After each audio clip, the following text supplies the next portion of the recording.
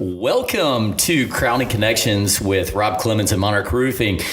Today I'm really excited. We got a guest speaker with us, and it's Mike Fitzpatrick from U.S. Mortgage. Mike, good to have you on today. Appreciate it. All right, man. It's great to have you. Actually, you are a fellow podcaster, so I am. We got to talk about that. Allegedly. I've not been real consistent with it, so I've got to get better at it. Right. Well, you put out at least one a year, right? I mean, one a year, maybe one every 2 years at this point. Well, that's consistency in some weird way. No, but seriously, no. I mean, I'm going to jump right into that because we've been doing this podcast for a number of shows now and have a lot of fun with it. What to you has been the key to doing a good podcast? I think the key to doing a good podcast is just being authentic. Number one, too many people jump onto podcasts and try to create this persona or this thing that they want to create. You just have to be authentic, because that, in my opinion, with all the crap that we see on social media, everybody's their own PR manager. So we end up getting to a very watered down version of people. But if they were authentic, people would get a lot of value out of that. So if you're struggling in your marriage or you're struggling in business or those kind of things, too many people sugarcoat that and don't want to talk about it, when that would help the person that's listening. And so I think that's super important. I mean, I totally agree with you. It's funny because sometimes before the show, we'll actually be having some great dialogue, and you're talking about real things that people want to hear about. And then all of a sudden, the minute the mics come on, it's okay, well, now let's get into business mode. Or people freeze up like a deer in the headlights. Yeah, exactly. And, one of the goals with this Crowning Connections was always, I wanted to be able to, give people real world slice of life, and things that you're doing, because if you're a business leader, if you're a business owner, just a worker at a business, anything, we're all going through some of the same stuff. And so, I kind of thought it was great to have you on here and kind of get some of your brain picking ideas. So let's talk a little bit more about how you come up with your content for your podcast. Do you actually think this through, or do you just kind of get on the mic and start? Everything's off the hip. Yeah. I'm mildly redneck at times, so I associate things with guns, but it's straight off the hip with a 6-shooter. And well done. He just did it. Yeah, that's great.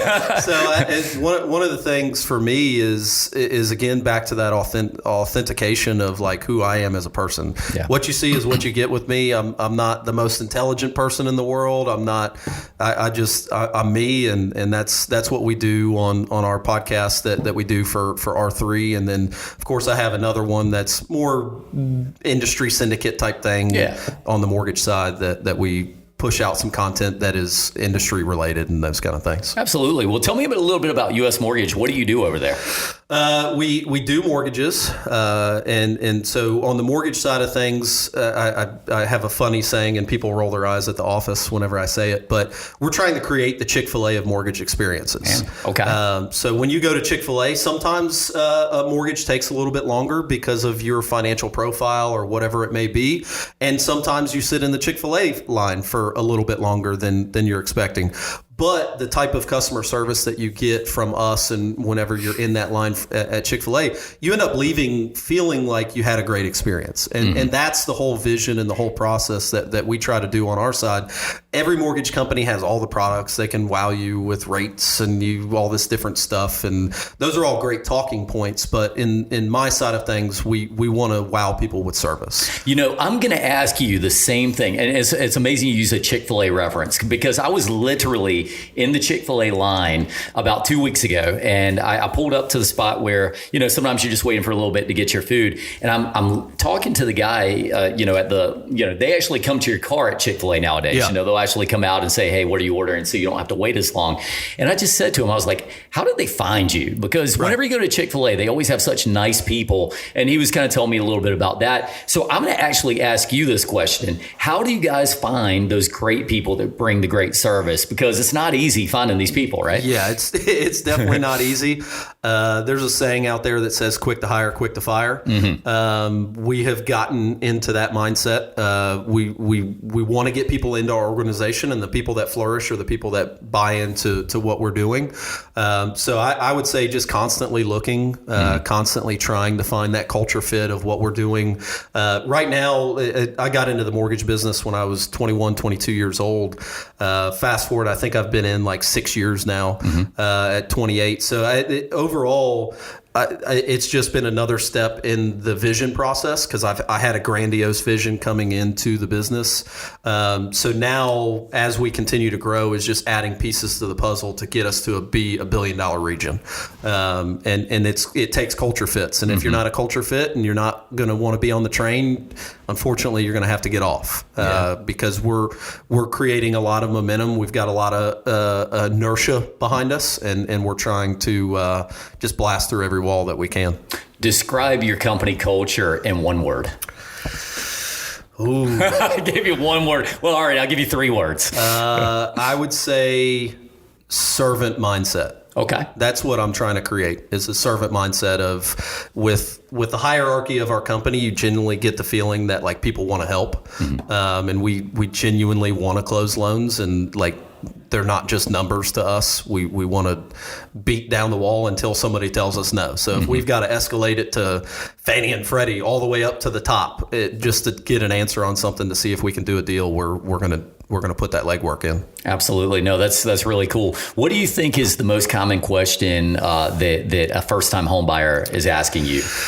I would say probably down payment related. If they're a first-time home buyer, a lot of the times they're not necessarily rate conscious. So they're more, what do I have to bring to the table? How much money am I going to have? Because a lot of them are piecing that puzzle together on the fly as they're trying to buy something, and they're trying to cash flow down payment and those kind of things. Yeah, gotcha. No, that makes a lot of sense. I think that, so I was in home building before this, and I would have a lot of concerns with that. It always came down to, how do I scratch up this down payment? And I think a lot of the younger generations, so, you just graduate in college or high school or whatever, and it looks like a tall hill to climb, but you would say to them that you can still get around that these days, right? Yeah. Yeah, for sure. The biggest misnomer in the mortgage business is that you have to have 20% to qualify. It's just not true. You can bring as little as 3% down on a conventional or 100% financing if you're out in the rural areas with USDA. So it's not as hard as people think. Yeah. No, I've heard that too. That makes a lot of sense. So let's go back to that company culture. I really like what you were saying with that. How do you motivate your employees? Being a leader that doesn't tell people what to do, but shows people what to do. That's something that comes from my sports background. I played quarterback whenever I was younger, and I never wanted to ask people to do things that I hadn't lived out and that I don't do on a daily basis. So I think that shows people that, like, my servant mindset is that I'll jump in and try to fix any file. Like, every file that's in our culture is my file. And I have to make sure that it closes on time. So I'm involved in every single one of them. Sometimes to the point to where people are like, dude, get out. But I'm escalating things to management and making sure that just nothing slips through the cracks, because that's just the type of person that I am. And I want to show that this is how you do it because I'm also doing it. Absolutely. And there's a lot of people out there that, hey, like, you don't want to go to work for Mike because Mike's a producing manager.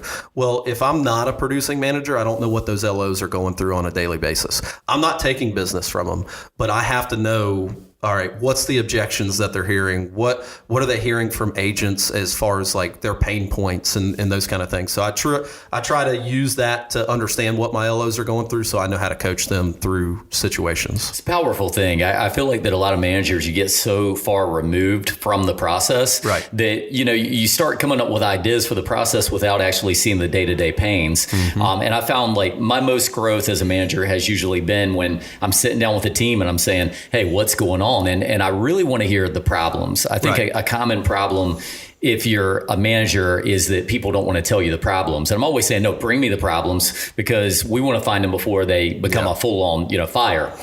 Yeah, I tell people, this is a funny saying that I came up with recently, is I would much rather put the pin back in the grenade than go pick up all the pieces around to try to reconstruct the grenade. Yeah, well said. If there's going to be something that blows up in my face, I'd much rather be able to hold it and put the pin back rather than trying to pick up the pieces. Man, so he makes grenade references as well, not just gun references. That's awesome. This is a full-fledged podcast.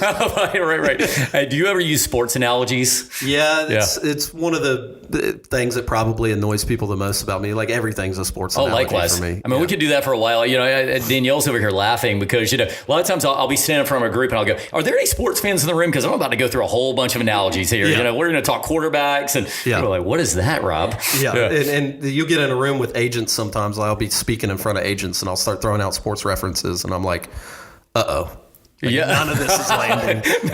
I got to refigure this whole out. Give me a second. I got to regroup and come back. Yeah, after a while, you're like, what are you guys into anyway? Yeah. Basket weaving? Okay, it's like when a basket weaver is having trouble. Like, what do you do, right? It's tough. So you played quarterback in high school?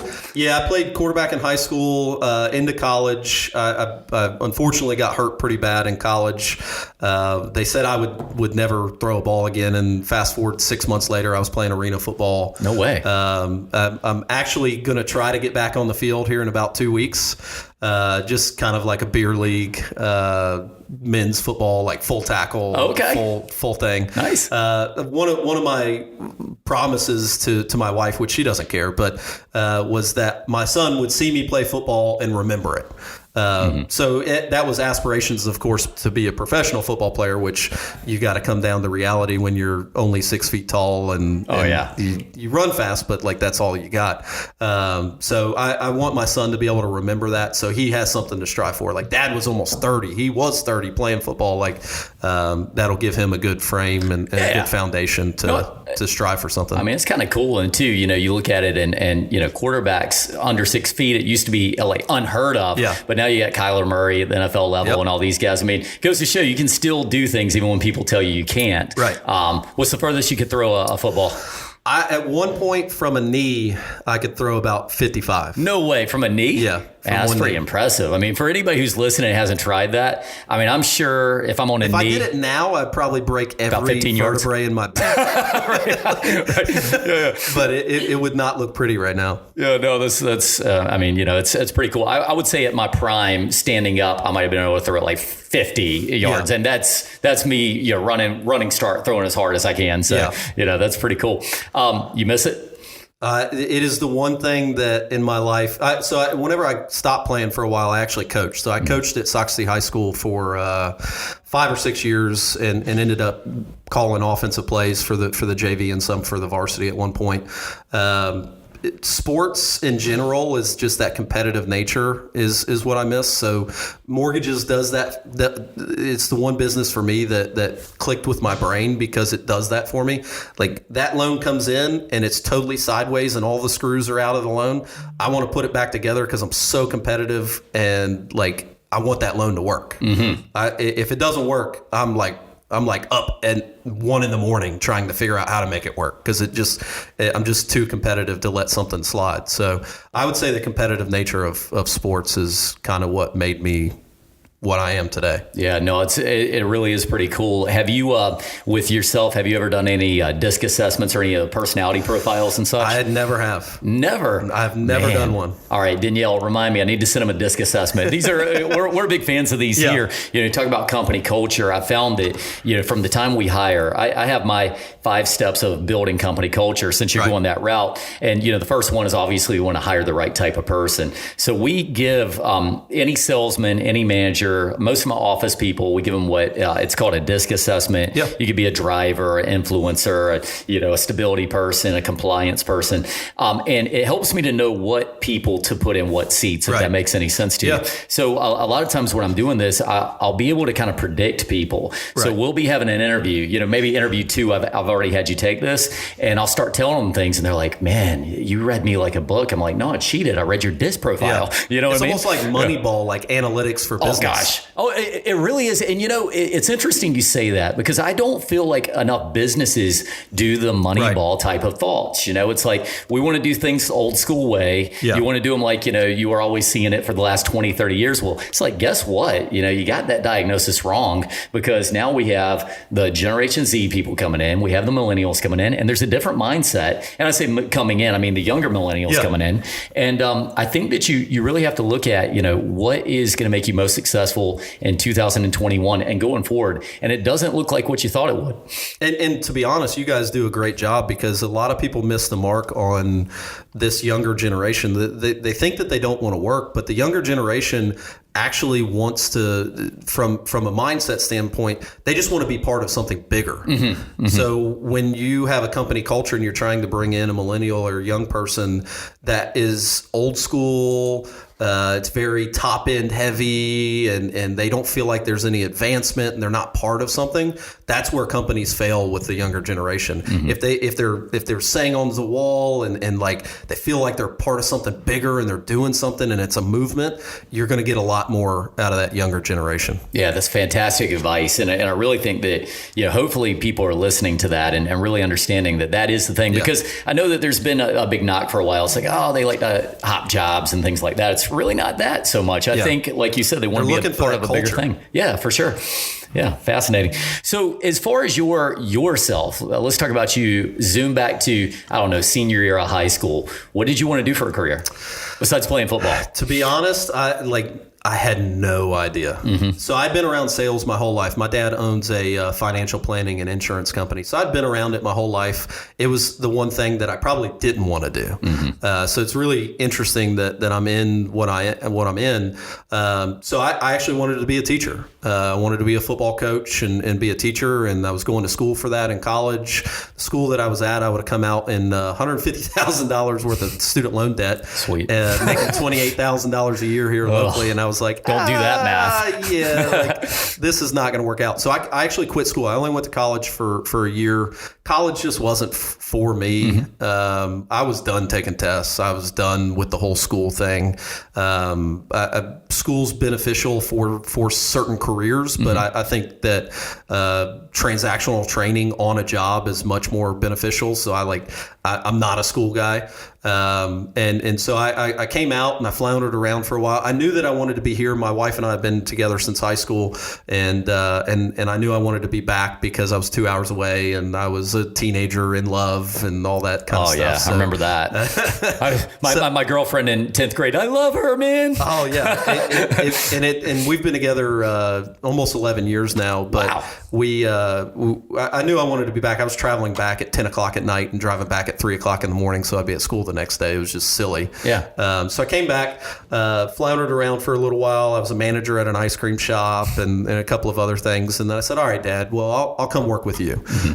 So started into the insurance and financial planning business and quickly found out that didn't like insurance. That was not my thing. The clips per deal just weren't enough money. And the financial planning side, I didn't like playing with other people's money. If I ever lost somebody money, it just would be too much for me. That would be devastating, right? It would be devastating for me. So I started searching around and trying to figure out what I could add to his business as another leg. And found mortgages and didn't know what was going to happen with the mortgage business and was in it for 2 years doing kind of both and being half in, half out on both of them. And March of 2017 rolled around and I met the guys at US Mortgage and I said, all right, I'm going to jump feet first into this. I'm not doing the other stuff anymore, and I think that's something that people need to understand. There's so many times where we have people here locally that are waiting tables or bartending, and they're also doing this other thing that they're trying to make a career, and it just creates a comfort level that. If it wasn't there, they probably would make that career work. And I decided, all right, I'm jumping feet first into the mortgage business. So I showed US Mortgage a W-2 for mortgages that said 12 grand on it. It was about 75 G's in debt at that point, trying to get the mortgage business to work. And got with them, and they have a company culture that we're going to close loans at all costs. So we're just going to get it done. So in a 6-month period, I did about 12 million in funded volume. So I went from 12,000 to 12 million in funded volume, which is about $175,000 or so. And it was on ever since. Wow. And so we've been growing at over 100% every year, and it's been crazy ever since. I mean, that's phenomenal. I mean, and one of the things that I think that people don't understand is how hard you have to work when you're starting a business or when you want to be the best at something. I was having a conversation with somebody the other day, and we like to use words around here like relentless and things, but people don't really understand what that means. And I was telling a person about a story about Gary Vaynerchuk. You know him a little bit, obviously, Gary right? Oh yeah, and you know, I was reading about this thing where he would talk about when he first was getting started. He would go on Twitter and spend, I think he said, like 12 to 14 hours a day in addition to his work day, just looking up things related to his business and making comments. And you go, that's relentlessness. And we think of the basketball players like the Kobe Bryants or Michael Jordans who just spent all their time shooting jump shots. But so why wouldn't you have to do that to be the best mortgage lender you can be or things like that, right? Yeah, no, it's 100% accurate. And the other aspect of it too is we don't talk about the mental side of things enough, I think, in the sales world. You guys are sales. But it takes a certain twisted individual to have certain belief in themselves to the point to where, like, when they're on bankruptcy's doorstep or in 70 grand worth of debt and they're 21 years old, to push through that and be relentless. And I think that everybody sees like the great parts of what we do because we show that, but like a lot of the times they don't see the tough parts of it and they're not adequately prepared for that. Like, it's going to suck at times, and it's not going to be fun from a money perspective at times to be doing sales or just a regular job that you're trying to advance in. And we just have to continue to push through and fight. And my side's faith-based. So Jesus keeps me moving through and keeps me level-headed to where I don't get too far in the dumps or too high on the highs. And that's what quarterback wise, that's what it does for me too. Like, whenever I play quarterback, you throw an interception, you might have the opportunity to win, and it goes for a touchdown. You might have an opportunity to win the game 4 plays later. Absolutely. So you got to come back and be ready to fire again. And hopefully you complete it this time and win the game. Yeah. You have to have enough of a memory not to throw the same bad interception, but not so much of a memory that it keeps you from throwing another pass. Right. Right. And I kind of look at another analogy. It's like, when people post pictures on Facebook or any social media, they don't post the bad pictures. You always post the good pictures, and that's what people see. And I think that's kind of like the product of being really good at what you do. People only see that. They don't get to see the hard parts. You make it look easy. Yeah, exactly. They don't see where you were up all night, 1 o'clock in the morning trying to figure out something. And so it's a powerful message. I know that when I was, I talk to college students, if I'm ever doing a public speaking, some college students, they go to school, and from the minute they get in, and I respect this because it's such a small group, they know exactly what they want to do. It's like, I'm going to school, I want to be an attorney or whatever it is. And I always thought that was cool because I think the most common college student is trying to figure out what they want to do, you know? And I can speak for myself. I know, my junior year of college, I was still going to kind of feel my way through. I knew I wanted to do business, but I wasn't sure what. And the best advice I have for any students these days is if you got a late start, if you were one that was late to get to the internship, or you were late to figure out what you want to do, you're still young and you have a long time to figure it out. So just take every opportunity you get and be the best version of yourself when you get it, right? Yeah. Patience is the one buzzword that just lives in my life. Like, so many times my generation has zero patience to get through the hard times. And I've from day one in anything that I've done, I'm always playing the long game.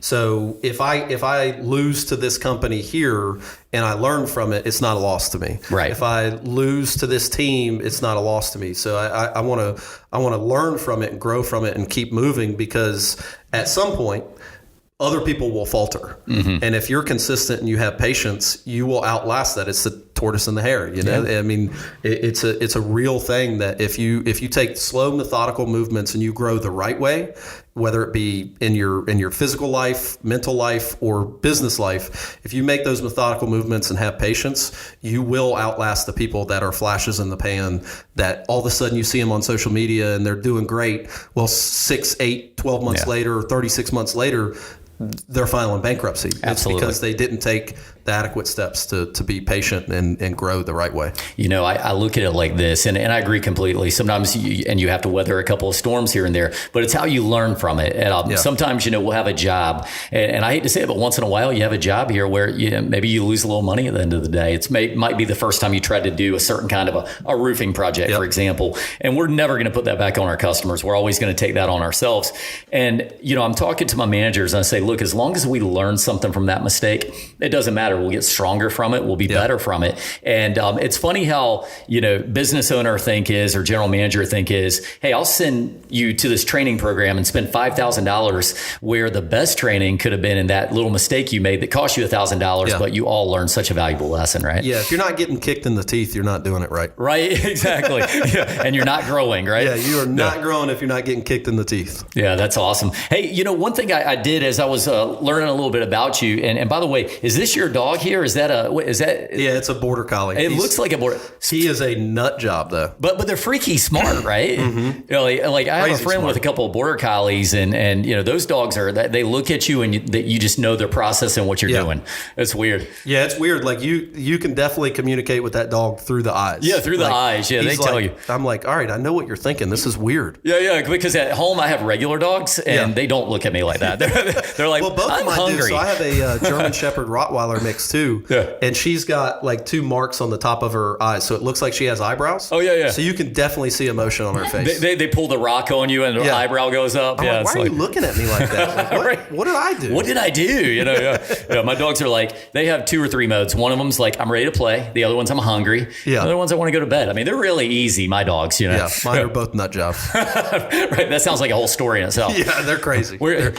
Join us on Volume 2 where we talk about nut job dogs. They're crazy. No, that's awesome. I hear you're a cars guy. Yes, I have a car addiction. My wife doesn't like whenever I say this, but I've replaced my chasing after girls addiction. Yeah. Whenever I was in high school with chasing cars. Wait, your wife hates to hear that? No, she probably. Well, I mean, she deep down probably loves to. Yeah, I would say that. Right, but exactly. Yeah. I definitely love vehicles, just all different kinds. Just seeing classic cars, classic Mustangs, and like what people are doing with electrifying them now, like all that kind of stuff is just so interesting to me to see what personalities are with their cars. Like one thing I tell my salespeople, not that they'll ever have anybody in their car, but if you get in somebody's vehicle and it's a disaster, it tells a lot about somebody. Oh my gosh, yeah, absolutely. And mine's a disaster a lot of the times, but the chaos of the genius you have mind. Kids and I'm like have a piece of paper and I throw it behind me in the truck, and it's just I clean it every once in a while, but you can definitely tell a lot about somebody based on their vehicle. Oh, there's no doubt. What was your favorite car you've owned? I have a Bronco right now. Okay. One of the new Broncos. I love that car, but I sold it. I've only owned it like 2.5 weeks, and I sold it because the world of the economy is nuts, and I paid $57,000 for it, and I sold it for $75,000. Oh wow! Well, that's that's just a genius investment. I have no emotional attachment to it whatsoever when you start throwing numbers out like that. But that's probably one of the coolest cars I've owned. It's just really, really put together well, and Ford did a good job with that.